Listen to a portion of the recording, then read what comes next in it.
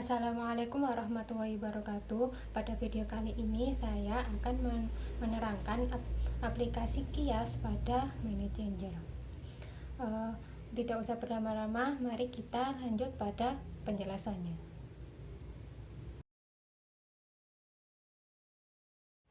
Nah, pembahasan yang pertama itu adalah pengertian dari money changer. Money changer itu apa? Money changer itu kalau dilihat dari segi bahasa itu berasal dari bahasa Inggris yang artinya pertukaran uang. Nah, tapi di sini money changer itu tidak hanya diartikan sebagai pertukaran uang saja, bisa diartikan sebagai pedagang uang atau pedagang valuta asing atau pedagang mata uang. Nah, di sini juga money changer itu juga bisa disebut sebagai lembaga yang melakukan perdagangan uang atau pertukaran uang ini.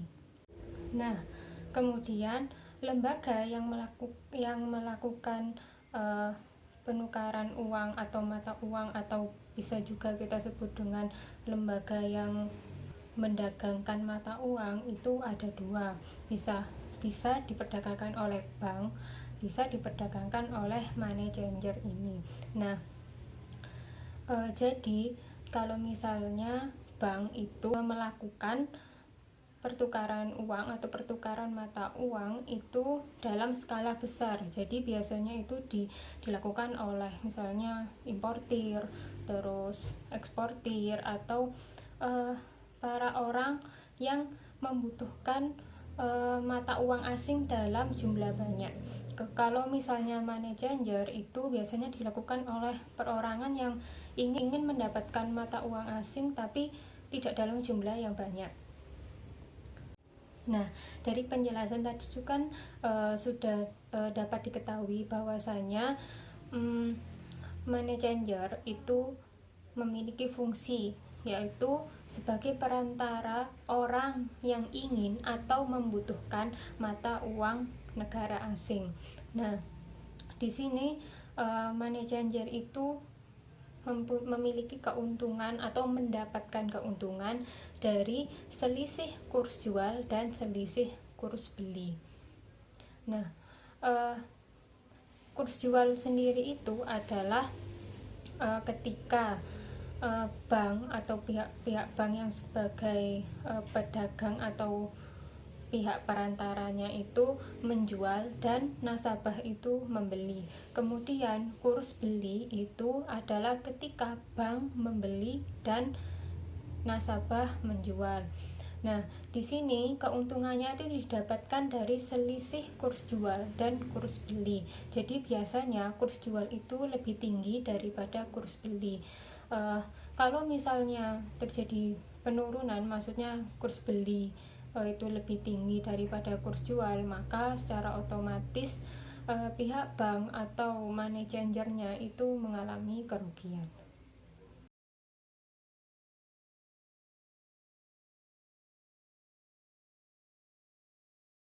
Nah, kemudian sekarang kita lanjutkan ke penjelasan mengenai kias. Kias itu apa? Kias itu secara bahasa itu bisa diartikan yaitu mengukur atau membandingkan sesuatu dengan yang lain.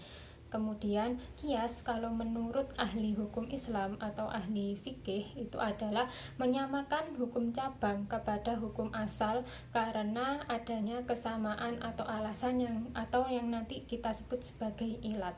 Nah, kemudian selanjutnya itu syarat atau rukun kias itu ada 4. Yang pertama adalah asal atau hukum asal, yang kedua adalah fara atau cabang, yang ketiga adalah hukum asal atau hukum dari asal tadi yang saya sebutkan di awal. Kemudian yang keempat adalah ilat hukum atau alasan atau bisa disebut dengan sebabnya.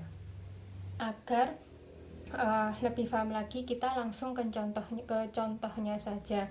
Jadi contohnya itu misalnya yang paling sering dibuat contoh yaitu ayat Al-Quran yang berbunyi fala takul lahuma ufin, yang artinya janganlah berkata atau uf kepada orang tua. Nah, di sini perkara pada ayat itu, yaitu berkata kepada orang tua, itu dikiaskan pada memukul orang tua. Jadi di sini asal dari perkara tersebut adalah berkata pada orang tua. Kemudian faraknya itu adalah memukul orang tua. Hukum asalnya itu adalah haram, sebagaimana tadi sudah disebutkan di dalam Al-Quran, bahwasanya berkata kepada orang tua itu hukumnya adalah haram. Kemudian ilatnya apa? Ilat tadi kan sudah disebutkan bahwasanya ilat itu adalah alasan atau sebab. Maka sebab dari keharamannya itu adalah menyakiti, seperti yang sudah kita ketahui bahwasanya berkata kepada orang tua itu menyakiti hati orang tua. Begitu juga dengan memukul orang tua, itu pun juga menyakiti orang tua. Nah, selanjutnya adalah macam-macam dari kias. Macam-macam dari kias itu ada 3, yaitu yang pertama kias aulawi, kias musawi, dan kias adna. Nah, penjelasan yang pertama adalah kias aulawi. Kias aulawi itu adalah dimana ketika farak atau cabang atau perkara yang belum ada hukumnya itu lebih tinggi daripada asal, atau seperti yang sudah kita ketahui, asal itu adalah perkara atau hukum yang sudah jelas hukumnya, yang sudah disebutkan di dalam Al-Quran atau Sunnah.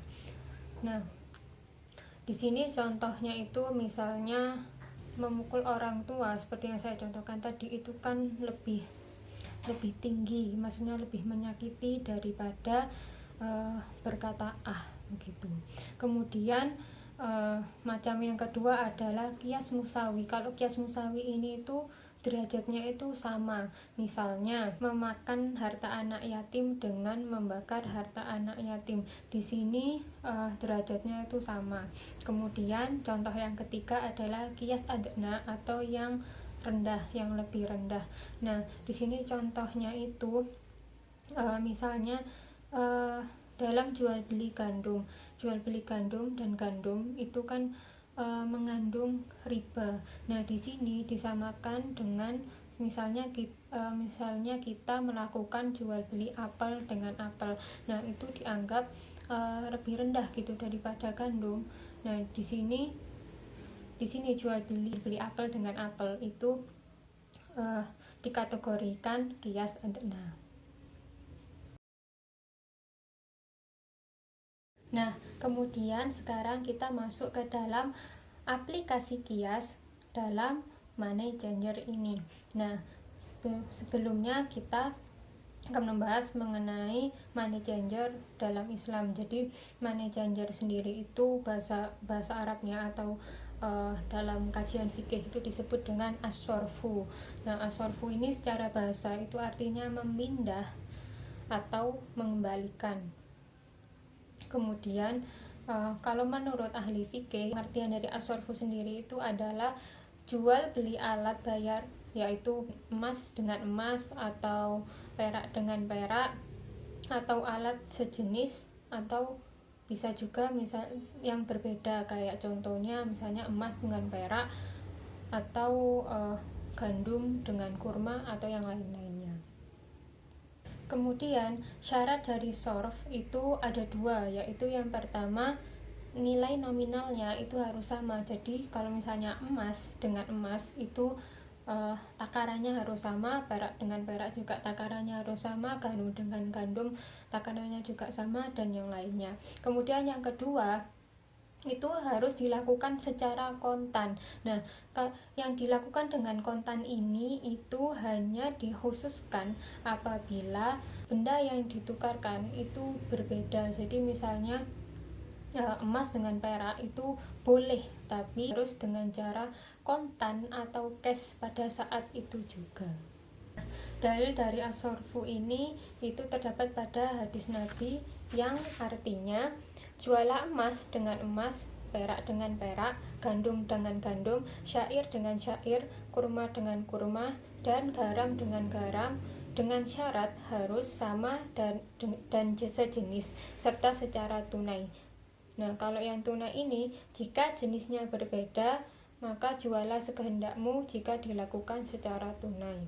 Kemudian di dalam hadis lain, itu hadis Nabi yang diriwayatkan oleh Ibnu Majah dari Umar bin Khattab, Nabi Muhammad SAW itu bersabda, yang artinya jual beli emas dengan perak adalah riba kecuali dilakukan secara tunai. Jadi di sini jual beli emas dengan perak atau yang berbeda itu diperbolehkan asalkan harus tunai atau kontan atau cash. Yang menjadi pertanyaan sekarang yaitu adalah apakah transaksi money changer yang biasa dilakukan itu sudah sesuai dengan syariat Islam. Nah, yang sebelumnya yang perlu kita ketahui adalah emas dan perak itu merupakan alat tukar yang digunakan pada zaman dahulu. Nah, kemudian sekarang kan kita tidak menggunakan emas dan perak tapi menggunakan uang. Nah, uang ini dikiaskan dengan emas dan perak, yang mana ilatnya adalah alat tukar. Jadi keduanya itu sama-sama alat tukar, makanya dikiaskan.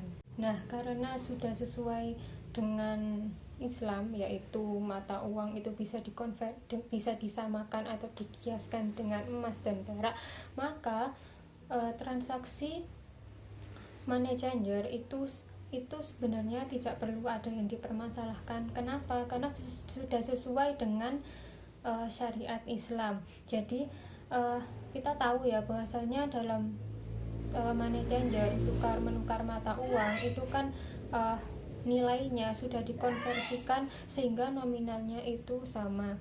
Nah, di sini itu berlaku yang namanya kias. Kiasnya itu ada di mana? Jadi di sini yang menjadi asal itu adalah jual beli emas dengan emas, yang mana hukumnya itu diperbolehkan asalkan dan kalau misalnya berbeda, misalnya emas dengan perak itu diperbolehkan asalkan dia kontan atau cash pada saat itu juga. Kemudian fara atau hukum atau perkara yang belum ada hukumnya di dalam Al-Quran atau Sunnah itu adalah money changer. Kemudian ilat atau alasan atau sebabnya itu adalah alat tukar. Kemudian hukum asalnya itu adalah boleh selama kontan atau cash berdasarkan hadis yang tadi sudah saya sebutkan. Oke, mungkin itu saja yang bisa saya sampaikan. Apabila ada salah kata atau penjelasan yang kurang tepat, saya mohon maaf. Akhir kata, wassalamualaikum warahmatullahi wabarakatuh.